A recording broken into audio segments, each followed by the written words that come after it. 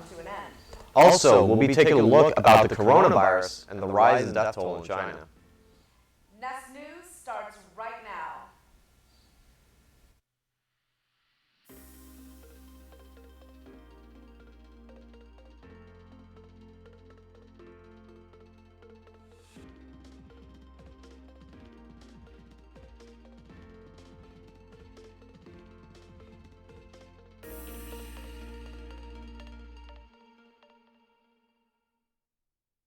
Good morning, Ospreys. I'm Kevin Morris. And I'm Shafalika Bhatnagar, and we are bringing you the latest news on impeachment and what all the commotion is about over in Washington. U.S. senators wrapped up their questions in President Donald Trump's impeachment trial Thursday night, hearing urgent pleas either to stop a president who Democrats say tried to cheat in the 2020 election, or shut down impeachment proceedings that Republicans insist were a purely partisan attack. A vote on witnesses is expected later today and could lead to an abrupt end of the trial, with an expected acquittal by Republican senators unconvinced of wrongdoing by Trump.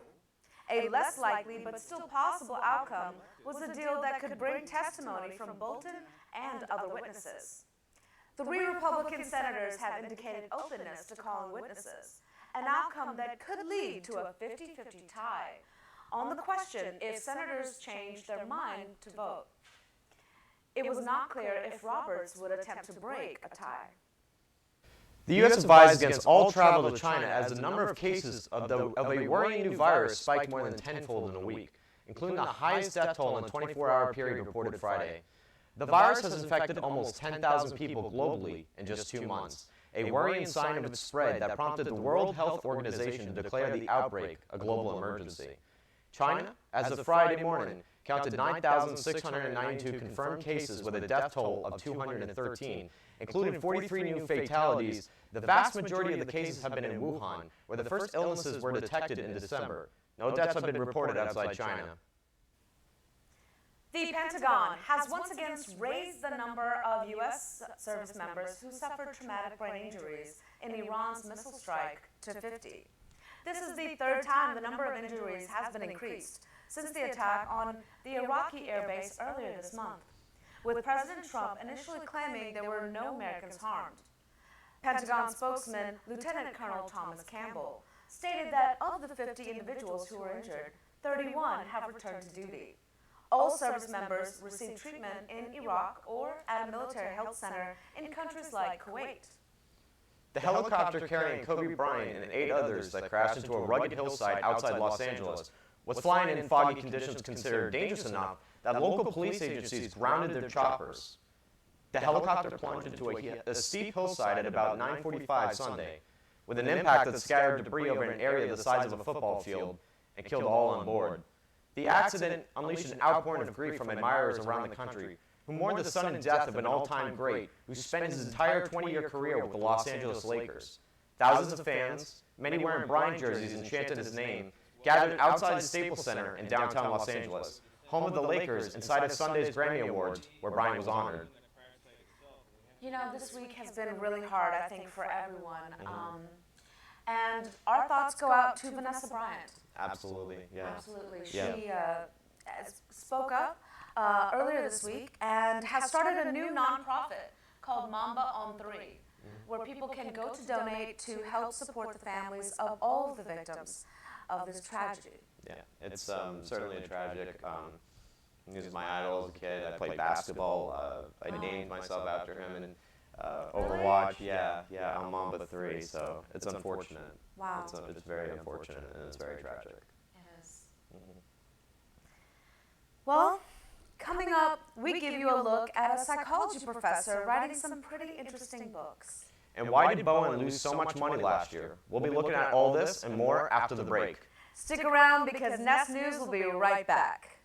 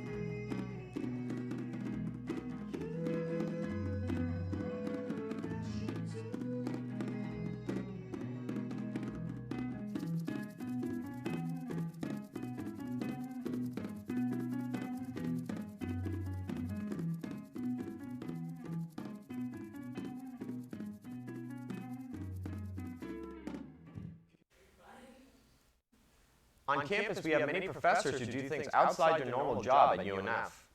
One of which is Tracy Alloway, a psychology professor at UNF who is an award-winning psychologist and a writer of 13 published books. Spinnaker's own Caitlin Bowers got the chance to sit down with Professor Alloway to talk about one of her newest endeavors. A psychology professor at UNF is using books to help show children with disabilities that they can be superheroes too. Dr. Tracy Alloway has a series of books that portrays children's disabilities as superpowers. There are currently 4 books in the series, with the topics ranging from ADHD to anxiety.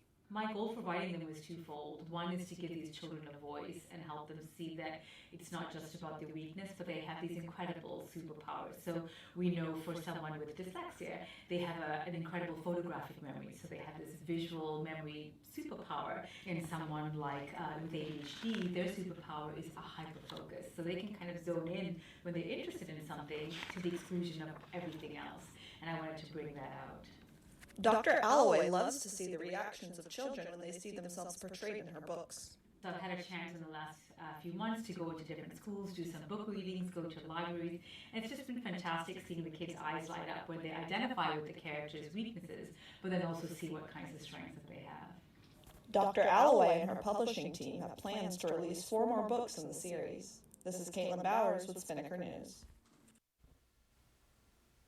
Going into some economic news, Boeing, an icon of American manufacturing, suffered its first annual financial loss in more than 2 decades. The cost of fixing their marquee aircraft after 2 deadly crashes soared to more than $18 billion.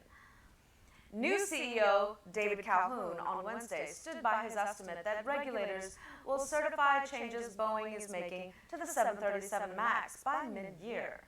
Boeing reported a loss of $1 billion in the fourth quarter as revenue plunged 37% due to the grounding of the MAX.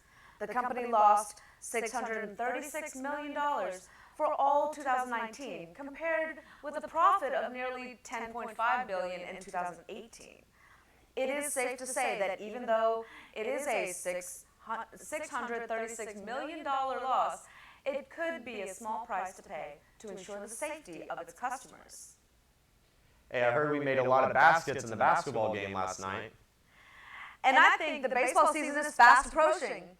Here is Zach Yearwood with your Spinnaker Sports Report. UNF's men's basketball team defeated Stetson at home last night 78-65. Garrett Sams did it all in the win. The senior scored 24 points along with 6 rebounds and 4 assists. He also showed some active hands on defense by racking up 2 steals and a block to his box score totals. The team will be back in UNF Arena on Saturday along with the women's team for a doubleheader against Kennesaw State. Also coming up this weekend, the track team has a 2-day meet at South Carolina Friday and Saturday, and both men's and women's tennis will be seeing some action.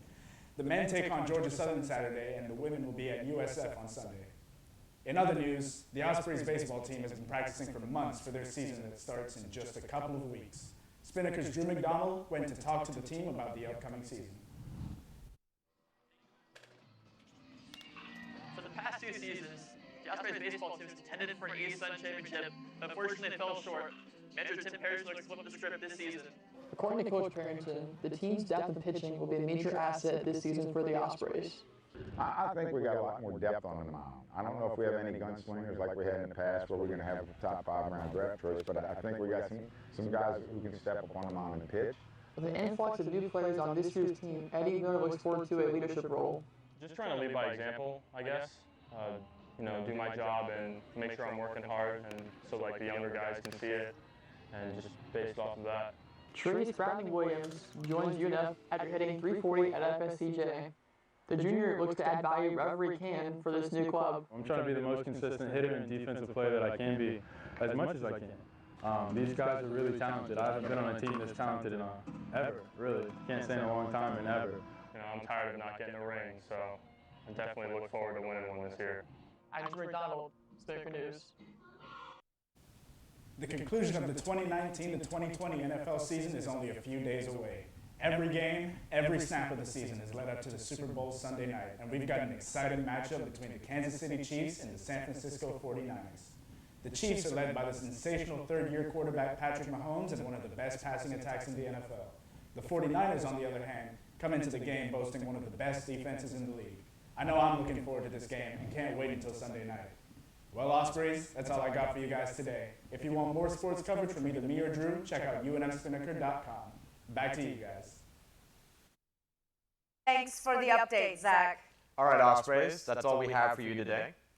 And just a reminder that it is looking like a little bit gloomy of a day out earlier this weekend. And make sure to wear a coat this weekend because it'll get cold. While you are having fun in the rain, make sure to subscribe to our YouTube at Spinnaker TV and follow our social media at UNF Spinnaker. Have a great weekend, and we'll see you for the next show on February 7th. I'm Shafali Kabatnagar. And I'm Kevin Lors. Swoop, Ospreys, swoop.